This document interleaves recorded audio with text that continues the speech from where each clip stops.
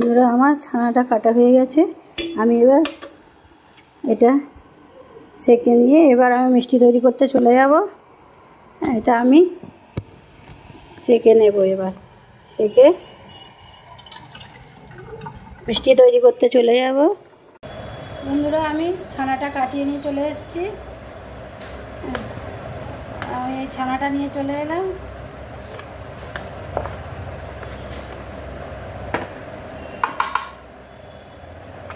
এই ছানাটা ভালো করে আমি ম্যাশ করে নেব। আমার ছানাটা খুব সুন্দর হয়েছে।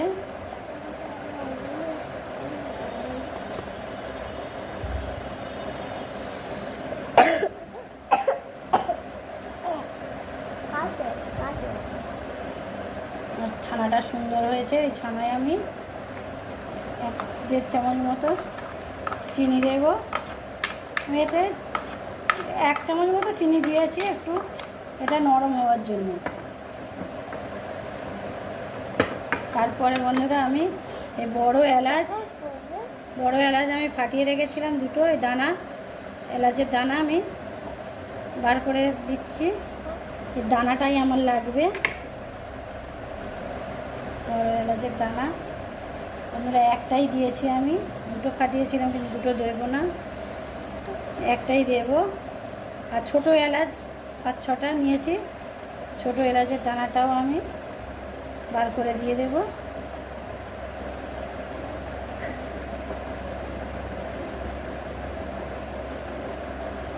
দানাটা বার করে দিলাম।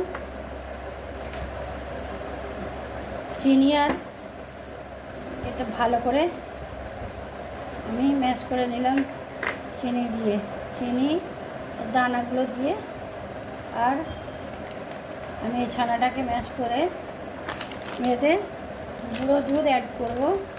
আন্দাজ মতো আমি 3-4 চামচ মতো গুঁড়ো দুধ দিয়ে দেব। গুঁড়ো দুধ দিয়ে এর সঙ্গে মাখিয়ে নেব। এর সঙ্গে মাখিয়ে এবার বন্ধুরা আমি একটা জিনিস রেখেছি, এটা হচ্ছে সুজি। এই সুজিটা আমি ভিজিয়ে রেখেছিলাম। এই সুজিটা আমি ভিজানো সুজি আমি দিয়ে দিচ্ছি।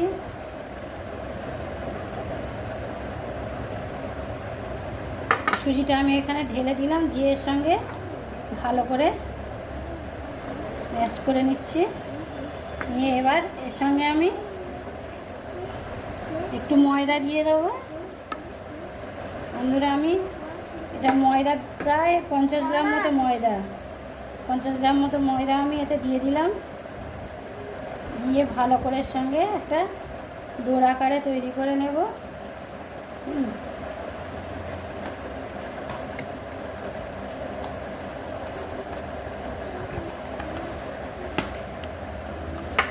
বন্ধুরা এখানে বেকিং সোডা একটু, এটা হচ্ছে বেকিং পাউডার 1 চিমটি মতো। এখানে বেকিং পাউডার 1 চিমটি আর বেকিং সোডা 1/2 চামচ মতো দিয়ে দেব।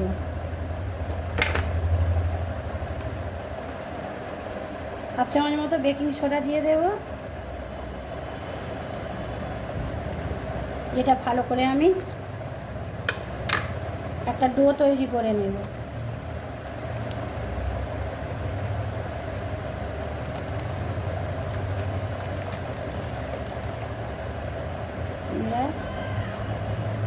এতে হাতে এটা একটু জড়িয়ে যাচ্ছে, তার জন্য আমি একটু ঘি দেব। আমি একটু ঘি দিয়ে দিচ্ছি, অল্প করে ঘি দিলে সেন্টটাও সুন্দর হবে আর আমার বাইন্ডিংটাও খুব ভালো হবে। তাই আমি একটু ঘি দিয়ে দিলাম শেষ পর্যন্ত। দিয়ে আমি একটা ডো তৈরি করে নিলাম। এইবার আমি এই ডো থেকে একটা একটা করে আমি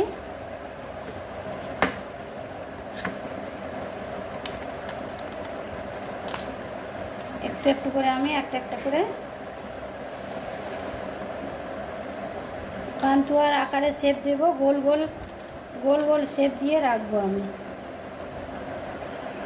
প্রত্যেকটা এরকম গোল গোল শেপ দিয়ে রেখে দেবো। বন্ধুরা আমি সব কটা এরকম পান্তুয়া গোল গোল শেপ দিয়ে নিয়ে এসেছি। নিয়ে এবার আমি ভাজতে চলে যাব। হ্যাঁ, এটা আমি বিভিন্ন রকম শেপ দিয়েছি, আমি কিছু লম্বা কিছু গোল শেপ দিয়েছি। হ্যাঁ, আমার অনেক কটা পান্তুয়া হয়েছে। এটা আমি এবার ভাজতে নিয়ে যাব। বন্ধুরা আমি এদিকে মিষ্টির রসটা বসিয়ে দিয়েছি।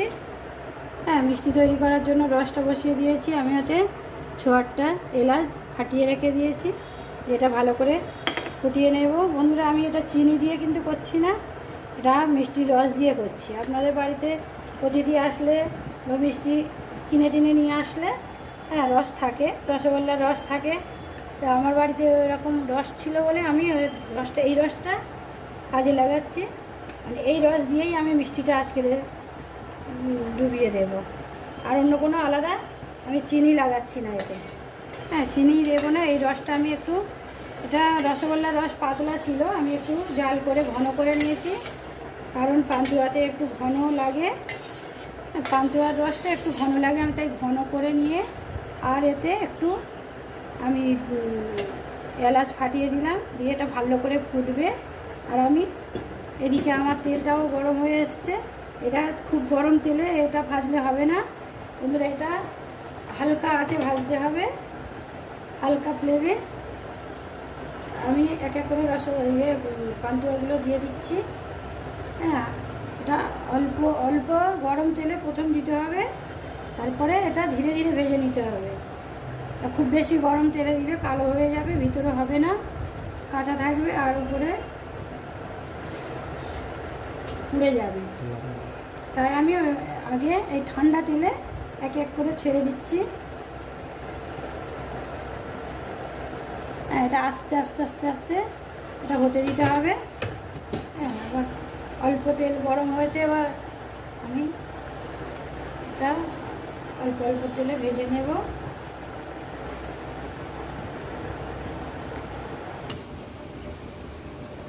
বন্ধুরা আমার মিষ্টিগুলো প্রায় সব ভাজা হয়ে এসছে। কত সুন্দর ফুলে টইটুম্বুর হয়েছে, আপনারা দেখে বুঝতে পারছেন কত সুন্দর হয়ে গেছে। এবার আমি এইগুলো তুলে নেব। আমার একবার হয়ে গেছিল, তুলে নিয়েছি। আবার শেষেরটাও আমি তুলে নিলাম।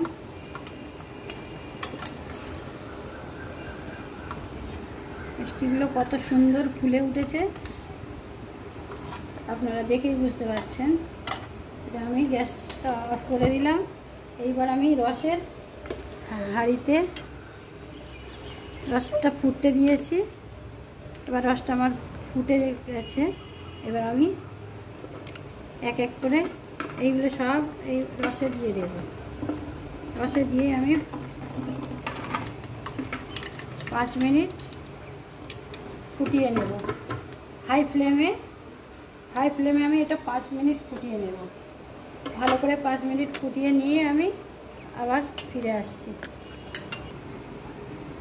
বন্ধুরা আমি 5 মিনিট পরে ফিরে এলাম। 5 মিনিট পরে আমার মিষ্টিগুলো আপনারা বুঝতে পারছেন কেমন হয়েছে। আমি 5 মিনিট ফুটিয়ে এটা একটু ঠান্ডা করে নেব। ঠান্ডা করে আমি একটা প্লেটে সার্ভ করব। এটা একটু ঠান্ডা করতে দিচ্ছি। ঠান্ডা হলে আমি একটা প্লেটে ঢেলে নেব। বন্ধুরা আমি আমার মিষ্টিগুলো সার্ভ করে নিয়ে চলে এসেছি। দেখুন আপনারা কত সুন্দর, কতগুলো মিষ্টি হয়েছে। আমার 500 দুধের ছানা, 500 দুধের ছানা আর অল্প ওই ময়দা দিয়ে আর অল্প দুধ দিয়ে এত বেশি মিষ্টি হয়েছে, আপনারা না করলে বুঝতেই পারবেন না। হ্যাঁ, আর মিষ্টিটা কত সুন্দর হয়েছে আপনারা দেখেই বুঝতে পারছেন। একদম সফট। আমি বেশিক্ষণ কিন্তু মিষ্টির রসে ভেজাইনি, তাও এত নরম এত সফট হয়েছে, আপনারা দেখলে না দেখলে বুঝতে পারবেন না কত সুন্দর নরম হয়েছে। আমি আপনাদের এটা কেটে দেখাচ্ছি, দেখুন কত সুন্দর নরম।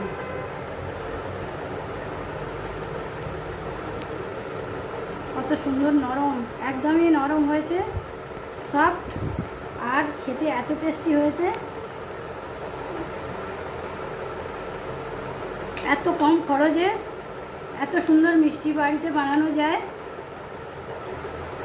আপনারা একবার বানিয়ে দেখবেন, খেয়ে কত সুন্দর নরম একটা মিষ্টি। খরচ করে আর মিষ্টির দোকান থেকে মিষ্টি কিনতে হবে না। আপনারা এবার কিনে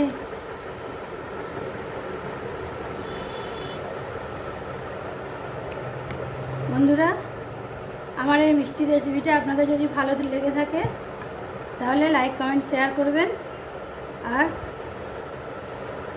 আমার জন্য দোয়া করবেন, আমি যেন আরও ভালো ভালো রেসিপি নিয়ে আপনাদের সামনে হাজির হতে পারি। নতুন নতুন রেসিপি নিয়ে আমার চ্যানেলটা সাবস্ক্রাইব করে রেখে দেবেন। নতুন নতুন রেসিপিটা ফলো, নতুন নতুন রেসিপি পাওয়ার জন্য আমার চ্যানেলটা সাবস্ক্রাইব করে আমার পাশে থাকবেন। আসসালামু আলাইকুম।